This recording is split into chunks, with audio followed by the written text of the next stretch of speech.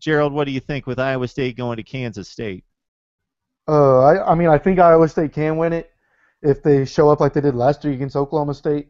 But I just don't know that I don't know if I've seen a Bill Snyder team this just quit this much, really. It seems like they haven't been there really since OSU game or a few weeks after that. I'll take Iowa State. I mean, raise your hand if you thought Iowa State would have more wins in conference play than Kansas State did, because I don't think anybody will raise their hand. Oh, So, no. Yeah, it's like Kansas State gave their all their first few Big 12 games, and they were that close to pulling off upsets, and then they just caved in. And I think we can blame Matt's team for doing it to them. That 55-0 they've never recovered from. So Kansas State, Iowa State, Matt, what do you think about this one? You know, the crazy thing about Iowa State is this is a different team since the departure of Mark Mangino. And I think that you go back and you look at that and you see that's one of the factors that just kind of changed them around. They had Oklahoma State on the ropes last week. Give Oklahoma State credit for coming back and winning that game. They beat Texas. I think they win. I think they go into Manhattan and win this game. I think you've got two teams moving in two different directions with the Wildcats and the Cyclones. Cyclones still acting like they've got something to play for. Kansas State acts like they're waiting for spring practice to get here and so they can do for next year. Yeah, Sean, a little life out of Iowa State, as Matt points out, at 3-7, 2-5 in the conference, taking on K-State. Yeah, I have to say, I fall in love with programs for having potential, and I've seen Kansas. I like what direction they're going with Beatty, and I loved Iowa State because of their three great wide receivers. They're so underrated, and the way that Lanning's been playing and Mangino out, I really like what they can do. So I'm going to go with Iowa State even against my better judgment. They've had good teams on the ropes, and they can play with the best of them. And the Wildcats have just disappeared. I don't know what they're thinking, what Bill Snyder's trying to do with his quarterback Hubner at all. I mean, he's just atrocious throwing the ball right now. He's under 50% for the last 4 weeks, I think. So I'm going to go with Iowa State. It's going to be close, but this is a program that I think has potential to come out of nowhere. It might take a while, and I could be completely insane, but the way that they put small pieces together, they just need one or two more to get somewhere. Before we move on to the Big Two, Sean, you got to explain yourself. Potential at Kansas and Iowa State. What's that ceiling at those two schools? What kind of potential are we talking about? The ceiling is bowl eligibility, maybe even just one way. But I mean, I just like how Beatty's taking the approach with this team. I mean, he knows he has a bad team. He's not going to ever admit it. Coach shouldn't do that. But the way he's trying to make it like an air raid, high tempo offense like the rest of the Big 12 is, it's just something Kansas hasn't had. And if they can even have someone with the ability to try to see that vision, that's where I fall in love with Kansas program, even though they have 0 losses and could extend it next year with 0 losses. It could be a work in progress. I just want them to stick with Beatty as long as they can. All right, we got the 4 best teams in the conference going at it for the best teams in the country. Here we go, Sean. Baylor, you mentioned in your discussion with Gerald, maybe the stage was too big for Jarrett Stidham. Maybe he got that out of his system. Maybe he bounces back on the road. Go to Oklahoma State. The Cowboys at 10-0. I think that Oklahoma State's going to put Baylor on the ropes a little bit way too much this week. I think their front four is going to be able to attack Stidham like no other. And Jared, he said that they're thinking about putting Agba over at linebacker too. Correct me if I'm wrong, right? Yeah.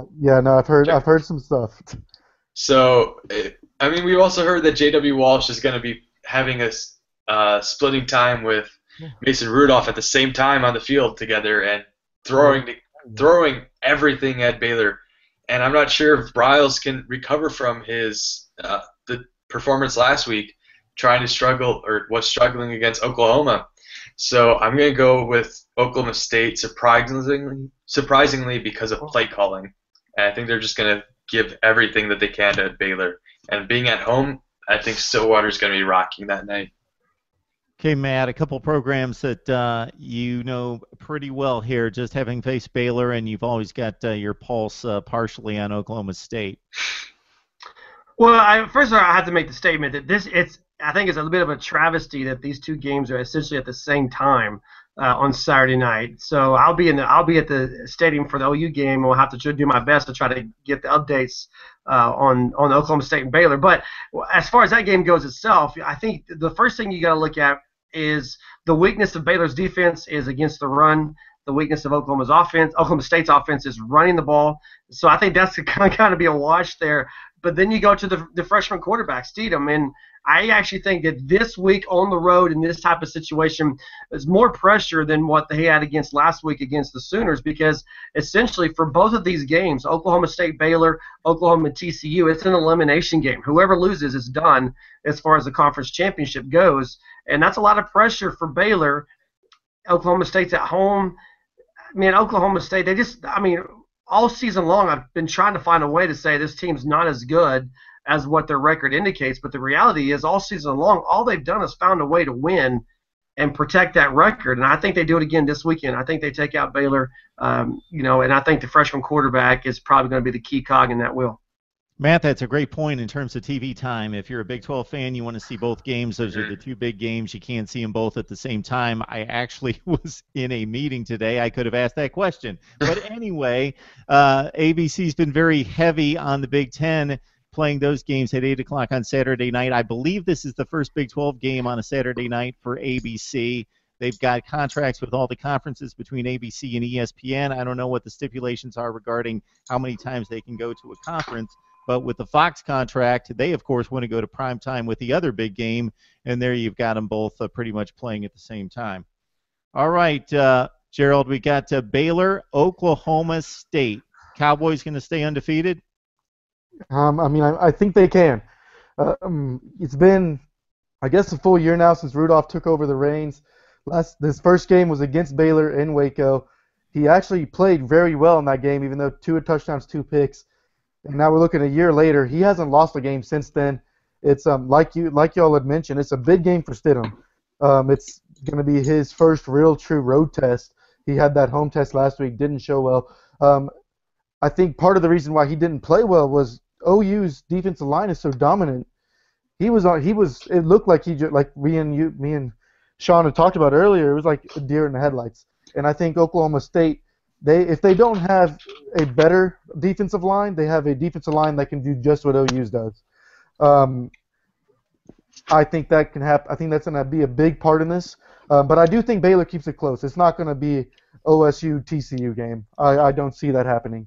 I don't think that play calling is going to be a thing that wins this game for OSU, like you had mentioned, Sean, because as every OSU fan knows, Coach Mike Yurcich, not a lot of people are a fan of his play calling in games, but I do think that what will win this game for OSU is, like Madden mentioned, OSU's found ways to win, whether it be of Rudolph or whether it be of J.W. Walsh or even Ogba and Chad Whitener on the other side of the ball.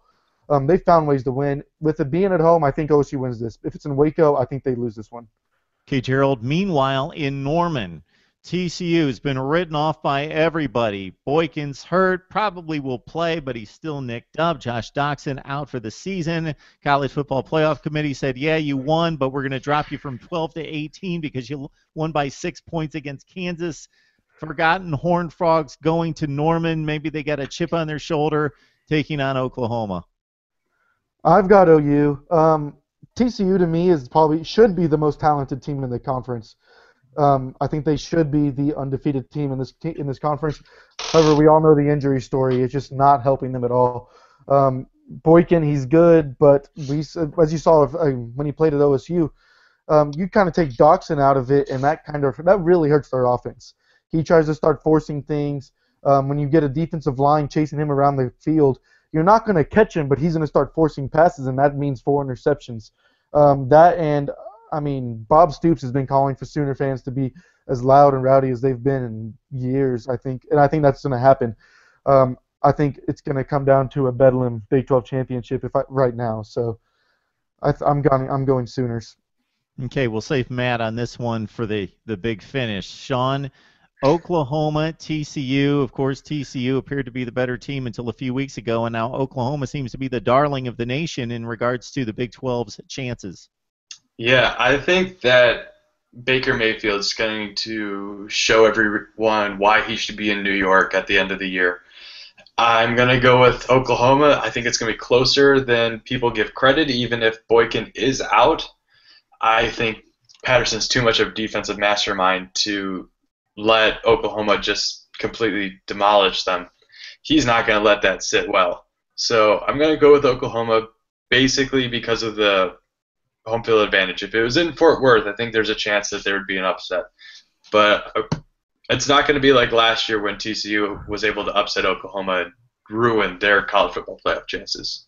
Sean, that's a nice little tease. Maybe we take up a little Heisman talk next week. We'll get through these two big games and maybe take up the Big 12 cause because the conference has kind of been led to the wayside with Boykin going down and TCU plummeting, and it's gone elsewhere, the Heisman hype. So getting to the games, most importantly, Matt, Oklahoma coming off the huge game in Waco, needs another big effort. Even though TCU's down, it's still TCU, very talented, coming to Norman. Yeah, Gary Patterson said this week that they're coming to win. I mean, their goal is to win the conference championship, and they've got to win to do it. Unfortunately, when you look at TCU, their Achilles heel all season long has been the defense. Everybody's moved the ball on them. Everybody's scored on them. It's just they've had the talent on the offensive side of the ball to make up for that and match people stride for stride. Now you've got Doxson out. You've got Boykin potentially out. They don't have the firepower that they did just 2 weeks ago, and so I think that's going to be probably the Achilles heel. I think Oklahoma is going to move the ball. They're going to be able to move it on the ground and through the air. And I think at the end of the day, I don't think TCU is going to be able to match what Oklahoma can do offensively. And again, it's just I think Oklahoma. I think Oklahoma's pretty good. Obviously, I mean that's kind of what I do. But you look back at this game and you look back at last week against Baylor, and you kind of wish how big these games potentially could have been. And really, honestly, you're hoping that Oklahoma State and Oklahoma can stay completely healthy this weekend, so you can have that actual big build-up game to end the season, because the Big 12 hasn't got to have that yet. And so you just kind of hope everybody stays healthy. Oklahoma should win. Now, they should have beat Texas again. I mean, every Oklahoma fan is going to keep bringing that up. They should win this game, but then again, they should have beat Texas. And so, but I think at the end of the day, too much firepower for the Sooners. TCU's defense just not going to be able to hold serve, and then the offense is they're going to sputter because they're not at full strength. And Oklahoma's defense is a raging machine right now. So I like the Sooners to win. It is, regardless of what happens, the conference that is giving us the two big games within the conference each and every week for like the final 4 weeks of the season. We're not seeing that in any other conference. It's backloaded. It makes for some bad games early in the season, but the conference schedulers definitely projected the 4 best teams, and they got it right when they made out the schedule, because we are seeing the best teams play each other mid to late November, and it's made for an interesting scenario and head-to-head matchups that mean everything. And, of course, like we've talked about in the past, absent of a conference championship game, everybody has to play everybody, and I think it's a brilliant setup. It's simplistic, but it makes sense, and you got to go through everyone if you want to be number one in the conference. There's no dodging anyone. You've got to play everyone, and it's beautiful. It's a good thing.